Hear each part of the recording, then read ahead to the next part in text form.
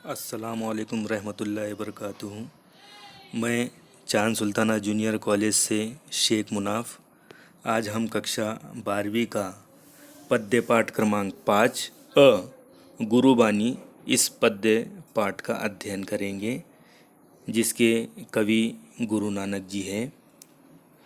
देखिए कवि का परिचय। गुरु नानक जी का जन्म 15 अप्रैल 1469 को रावी नदी के किनारे तलवंडी नामक एक छोटे से गांव में हुआ। बचपन से ही इनका मन आध्यात्मिक चिंतन और सत्संग में अधिक लगता था। इनके व्यक्तित्व में दार्शनिक, योगी, गृहस्थ, धर्म सुधारक, समाज सुधारक और कवि के गुण दिखते हैं।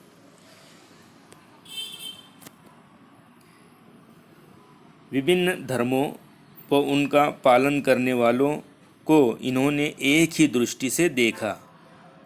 विश्व बंधु की विचारधारा को इन्होंने बढ़ावा दिया।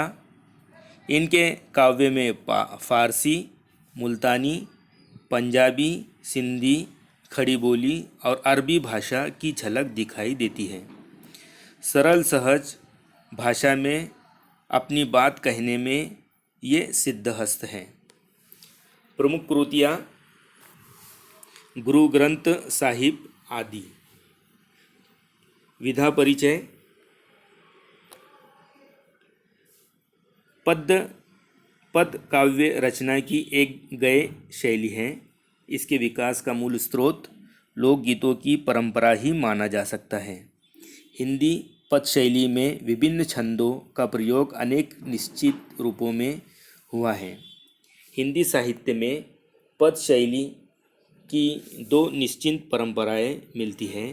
एक संतों की सबद और दूसरी कृष्ण भक्तों की परंपरा। मनुष्य के जीवन को उत्तम और सदाचार से परिपूर्ण बनाने के लिए गुरु का मार्गदर्शन अत्यंत आवश्यक होता है। इसी से शिक्षा प्राप्त कर मनुष्य उत्तम कार्य करता है। प्रस्तुत दोहों और पदों में गुरु नानक ने गुरु की महिमा, कर्म की महानता तथा सच्ची शिक्षा आदि के बारे में अपने अमूल्य विचारों से परिचित कराया है। वे गुरु द्वारा दिए गए ज्ञान को शिष्य की सबसे बड़ी पूंजी मानते हैं। उन्होंने प्रभु की महिमा का वर्णन करते हुए नाम स्मरण को प्रभु प्राप्ति का मार्ग बताया है और कर्मकांड और बाह्याडंबर का घोर विरोध किया है। देखिए अभी कविता के पद पढ़ना हम शुरू करेंगे। यहाँ पर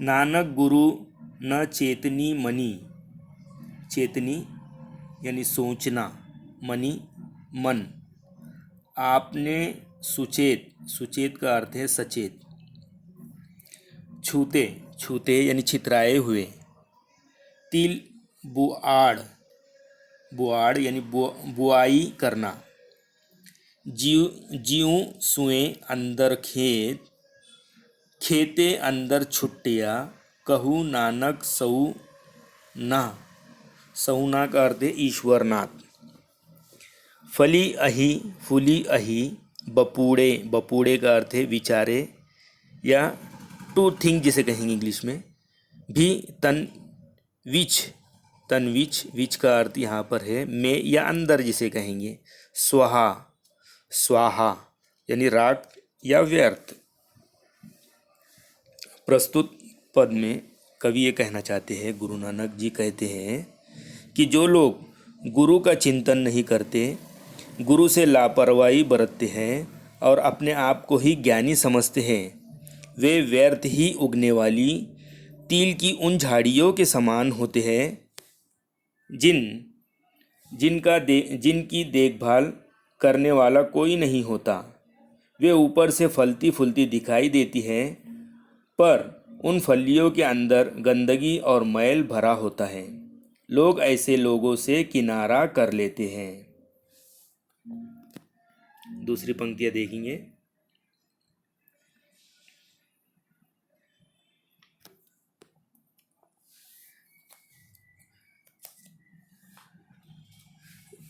जली मोह घसी मसी करी। मसी का अर्थ यहाँ पर है स्याही, मसी का अर्थ है स्याही। मति, मति का अर्थ है बुद्धि। कागत करी सारू, भाई कलम करी चितू। लेखारी, लेखारी का अर्थ यहाँ पर है लेखक, लेखारी लेखक। गुरु पूछी, पूछी यानी पूछ कर। लिखू बिचारी, लिखू, लिखू का अर्थ है लिखना। लिखू नाम साला लिखू, लिखू अंत न पारावार। प्रस्तुत पद में कवि यहाँ पर ये कहना चाहते हैं, गुरु नानक जी कहते हैं कि मोह को जलाकर और पीसकर स्याही बनाओ, अपनी बुद्धि को श्रेष्ठ कागज समझो, प्रेम भाव की कलम बनाओ, चित्त को लेखक समझो और गुरु से पूछकर लिखो नाम की स्तुति। साथ ही ये सच्चाई भी लिखो कि प्रभु का न कोई आदि है और न कोई अंत है।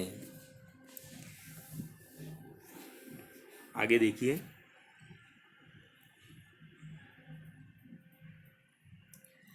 मन रे अहिनिसी, अहिनिसी यानी दिन रात। हरि गुण सारी, सारी का अर्थ है स्मरण। जिन खिनु पलू नामू न बिसरे, बिसरे यानी भूले। ते जन विरले संसारी। ज्योति ज्योति मिलाइए, सुरती सुरती संजोगु, संजोगु का अर्थ यहाँ पर लिखिए मौका। हिंसा हऊ में गतु, गतु का अर्थ है जाना। गए नाही सहसा सोगु। गुरुमुख जीसु हार मनी, हार यानी माला, मनी यानी मन। बसे तिसु मेले गुरु संजोग। देखिए अभी यहाँ पर कवि ये कहते हैं, हे मन तू दिन रात भगवान के गुणों का स्मरण करा, तू दिन रात भगवान के गुणों का स्मरण कर, जिन्हें एक क्षण के लिए भी ईश्वर का नाम नहीं भूलता। संसार में ऐसे लोग कम ही होते हैं।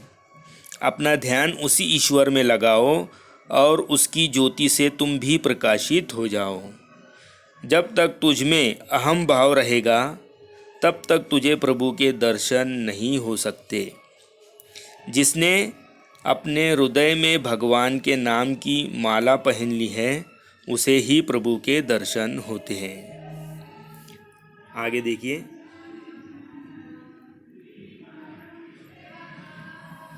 तेरी गति मिति तू ही जाने, क्या कहूँ आखी वखाने। वखाने का अर्थ यहाँ पर है वर्णन करना। तू आपे गुप्ता, गुप्ता का अर्थ है गुप्त। आपे प्रगटु, प्रगटु यानी प्रत्यक्ष। आपे सब रंग भाने, सब, सब यानी अनेक। साधक सिद्ध गुरु वहु चेले खोजत, फिर ही फरमाने, फरमाने इस तरह। समही बधु पाई इहि भिक्षा, तेरे दर्शन कऊ कुरवाने। उसी के प्रभु खेल रचाया, गुरमुख सो भी होई। नानक सब जुग आपे, जुग, जुग का अर्थ यहाँ पर युग है। आपे यानी आप, वर्ते दूजा और न कोई। कवि यहाँ पर कहना चाहते हैं कि हे प्रभु आपकी लीला आप ही जानते हैं, कोई और उसके बारे में नहीं बता सकता। आप अप्रत्यक्ष हैं, आप प्रत्यक्ष भी हैं। आपके अनेक रंग हैं, अनेक साधक सिद्ध योगी गुरु व शिष्य आपको ढूंढते फिरते हैं। जिसने भी सच्चे मन से ईश्वर का नाम याद किया उसे तुरंत ईश्वर के दर्शन हो जाते हैं। ये संसार उसी ईश्वर का रचाया हुआ खेल है जिसे केवल गुरुमुख ही समझ सकता है। हर युग में प्रभु आप ही हैं और इस संसार में कोई नहीं है। आगे देखिए,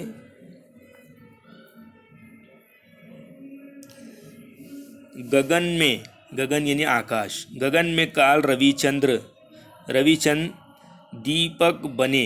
रविचंद्र का अर्थ है सूर्य चंद्रमा, सूर्य डैश चंद्रमा। तारका मंडल जनक मोती, तारका मंडल, तारका मंडल का अर्थ है यहाँ पर तारा मंडल।